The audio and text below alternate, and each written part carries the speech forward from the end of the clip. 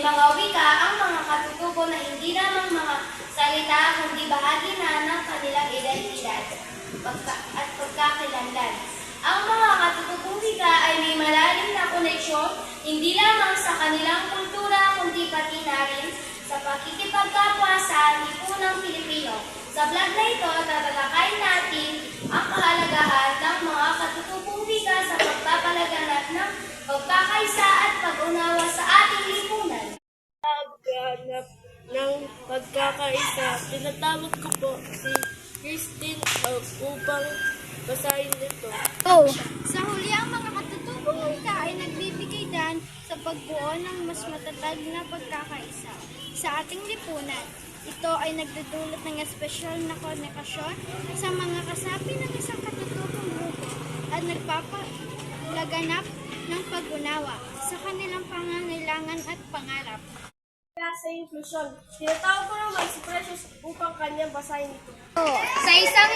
Sa isang lipunan may iba't ibang wika at kultura at ang paggagamit at pagpahalaga sa mga katutubong wika ay nagpapakita ng pagtanggap at pag-aalaga sa mga minority groups. Ito ay isang hakbang tungo sa pagkakaroon ng mas inklusibong lipunan kung saan ang lahat ay nagbibigay ng boses at pagkakataon. Pagpapalaganap ng edukasyon, tinatawag ko naman si Yuna para basahin niya ito. Ang mga katutubong wika ay may papel din sa edukasyon sa pamamagitan ng paggagamit ng mga ito sa mga paaralan.